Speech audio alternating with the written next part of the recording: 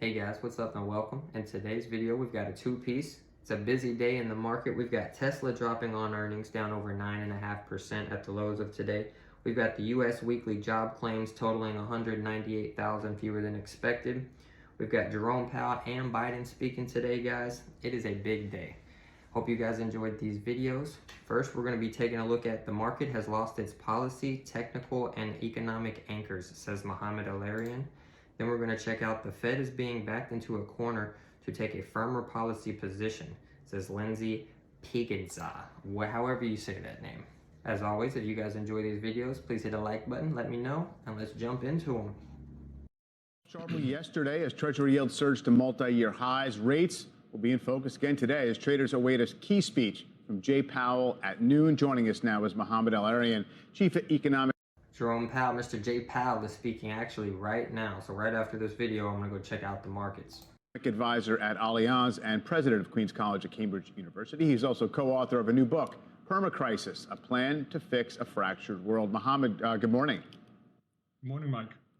So, of course, we've been talking about the Treasury market. It's using up a lot of the market's oxygen here, clicking toward 5% on the 10-year Treasury. Now, there's a world in which you can say, oh, we're just pricing out imminent recession risk, and investors at the long end are now getting properly compensated, perhaps for the risk of holding longer-term fixed income securities. And there's a way you can find that there's an equilibrium that stocks can reach with this. On the other hand, we're not really repricing the Fed path very much. Inflation expectations are not seemingly behind the move, and the moves have been violent. So how do you read the why of what's happening with bond markets and the implications of it?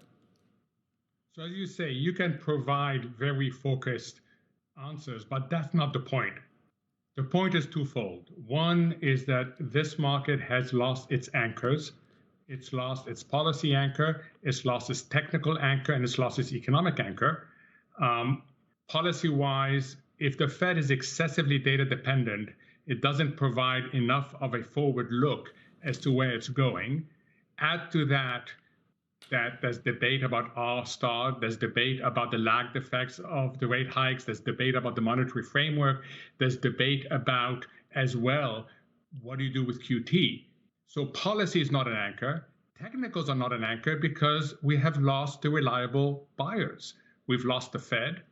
We're losing China. The latest data show that China is reducing. Institutional investors are underwater. We've lost them. And we may also lose Japan. And then the economic anchors are on there. And then short term, and that's what's of concern, is the inherent stabilizers are weakening. So people who would come in every time yield went up in order to lock in that interest rates have been catching a falling knife. So they're less keen to come in right now.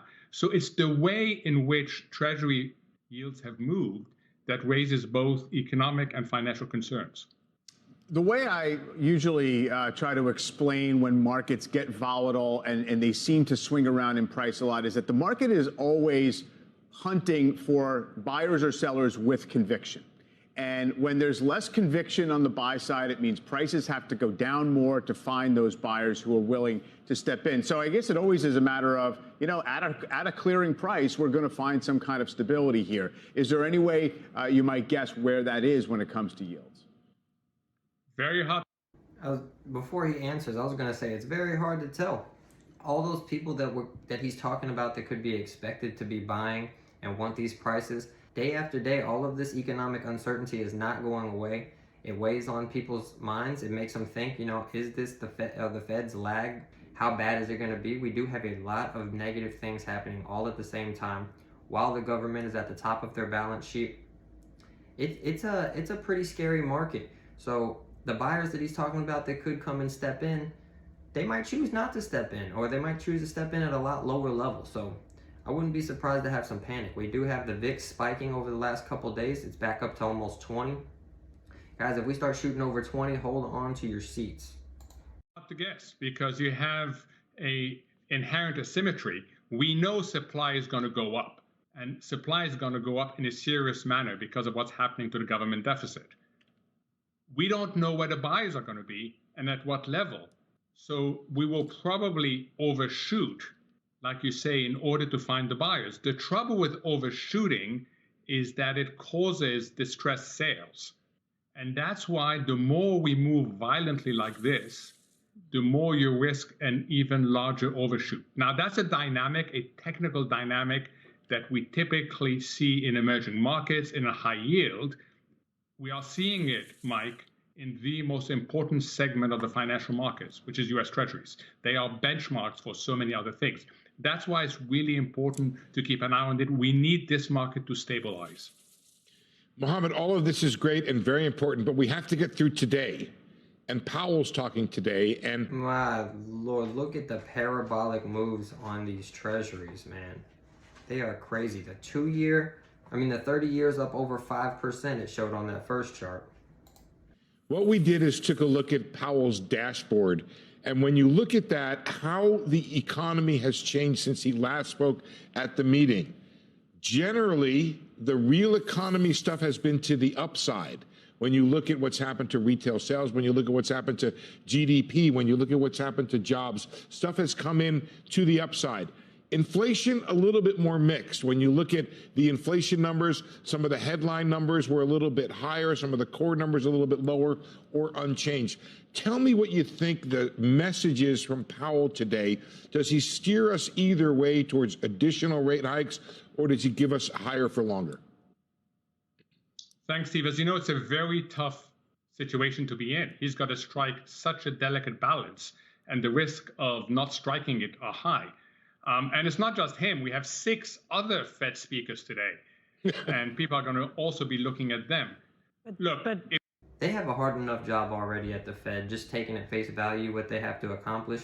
And then they have to constantly give speeches to the world and know that AI is monitoring every single word. Everybody is waiting word after word after word to hear what he's going to say, how negative he's going to be, how hawkish he's going to be. They try to put questions to trick them into answering how far ahead they're looking and if they're in control or out of control and all these things. And he just knows how to ride that edge and always be where he wants to be. If he wants to come off hawkish, he'll say a lot of bad words. If he wants to come off dovish, he'll say a lot of good things about the economy and how much they're in control. So I'm interested to see how today's going to go also. His job is to basically say nothing, Mohamed? Well, I would hope that his job is finally to pivot away from this excessive data dependence. Because if he retains his excessive data dependence, he's going to have to give a hawkish signal because of how strong the economic data has been in the third quarter. Mohamed, I got to pin you down on that, though. I'm sorry to cut you off, but to pivot away from data dependence is to provide guidance. So if he pivots from the data dependence, what's the guidance he pivots to? So, Steve, you know how absurd it is to have this excessive data dependence? You are dealing with an institution whose tools operate with lags. So the notion that you are targeting a forward-looking economy in either 6 to 18 months using data that's backward-looking, that's inherently inconsistent. And yet, the Fed has ended up in that trap. That's why. Well, what else would you look at if you're not looking at data? They have to pivot to a strategic vision. And for me, we are seeing major inflection points technically and economically. And the message to give right now is the Fed is done. We're done. That's what the message should be. Whether he gives it or not, I don't know. If he doesn't come on and say we're done, if he gives any notion that we're going to have to keep going higher, guys, the market is going to fall out of the bottom today. And for a lot longer, until he speaks again and says something otherwise. He almost has to say that we're done at this point. There's so many people, so many institutions, so much money betting on that we're at kind of almost peak fear. We're at the worst it can get. And if he says, oh no guys, we can get a lot worse, people aren't going to hold on to their stocks. Let's just say that. I don't know. It begs the question of what do you do if you're saying I'm not data dependent anymore. I've already figured it out. I am the great Karnak, and I'm going to go forward with this. Yeah, but you realize the metaphor of what Mohamed just said is to be looking in the rearview mirror to determine how you turn the vehicle 3 miles down the road. But that's always been the problem with this. I know. But it's interesting. No, I know Becky, we got to go. Becky, it hasn't been. This Fed has been excessively data dependent. If you look at prior Feds, they took a forward-looking view. It was controversial at the time. Remember Greenspan, remember Bernanke, remember Yellen. It was controversial at the time, but it was critical in anchoring the markets. This Fed has only been data dependent. And now we have issues because we had inflection points. Steve is absolutely right. Who would want to be in a car that is being driven with lots of curves ahead, looking at the rearview mirror? That's a great analogy, but guys, that's how the Fed works on a daily basis. This is all the information they have. We know they look at lagging indicators. It's been the topic for years now. And now we're just bringing it up again, and it's like it's new news. So really, they're losing me. This has always been the case. Now it's a bigger deal than ever, and people are starting to care about it, I guess. We're going to jump into the Fed as being backed into a corner to take firmer policy positions, guys. That does not sound good, coupled with everything else we just saw. Closer look at the economy, the jobs picture, and more. Stifel Chief Economist Lindsey Piegza and my good friend Lindsey, thanks for joining us this morning. Thanks for having me. All right, what's going on with claims? I mean, shouldn't we be weakening here? We're not weakening. Well, when we look at the labor market data, whether it's claims, whether it's earnings, hiring, the unemployment rate, what we're seeing is a still very tight labor market. So you couple that with an extremely resilient consumer, and I think we're still painting a pretty solid picture of the U.S. economy. This is going to make it difficult for the Fed to continue to remain on the sideline, even with the international conflict now making that timing for the next policy move more uncertain. Guys in the back, I don't know if you have my unofficial Powell. We're in such a weird point in time. We fought forever and ever and ever to get to full employment. We finally get to levels that we've never before seen, max employment, and now we are begging for people to lose their jobs. It is crazy. Data dashboard, but if you look at what's happened to GDP, retail sales, and jobs since the last meeting, they're all stronger. How does the Federal Reserve react to this? Powell has said repeatedly, I need slower growth to get inflation down. Persistently below trend growth is what he's looking for. We haven't seen that. No, and you couple that with the fact that inflation is not just holding steady, but many metrics pushing higher. Then we have an upside potential risk for a further rally in energy prices. The Fed really is being backed into a corner. They don't want to be, but they're being backed into a corner that they have to take a firmer position in policy if, and this is the big component, if they maintain their resolve for reinstating price stability. How does it respond? How does inflation respond? How does the Fed respond? Well, I think right now a lot of it is communication. If they do want to maintain this pause on the sideline, they have to be very clear that they're only doing that as a further temporary move in order to better assess the impact of the international events, better assess financial market conditions, but they remain committed to price stability and they will continue to move forward with further policy firming. But that's going to be a very difficult message to send to the market. And if the market starts to lose confidence in the Fed, we could see longer-term rates lose momentum, the very reason that the Fed has said they may not need to raise rates further. Lose confidence in the Fed, meaning the Fed could potentially raise again? Or what do you mean? Lose confidence in the Fed that they're going to stay the course until inflation is back to 2%. Okay. So right now there's a lot of question marks of whether or not a 3% inflation rate is good enough. And the Fed needs to be very clear, no, 3% is not the new 2. And we heard this directly from Chair Powell in some of his more recent commentary. So the market, investors have to be convinced that the Fed will stay the course and get inflation back to 2%.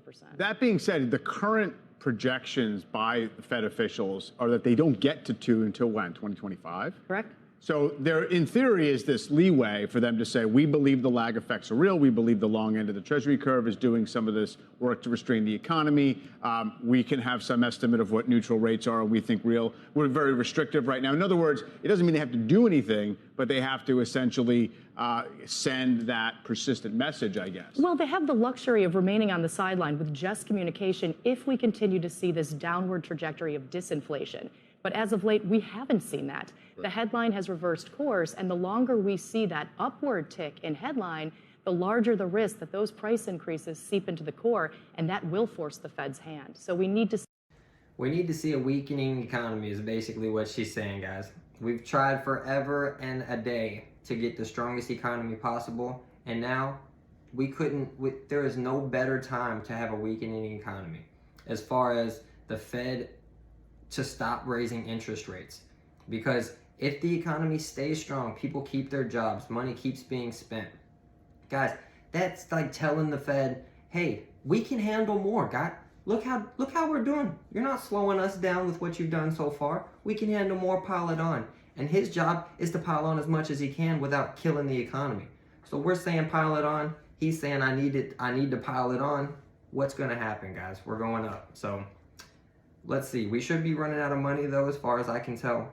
Most of the consumers are out of money, and they're even farther out of money. They're in debt. They've got their credit card bills.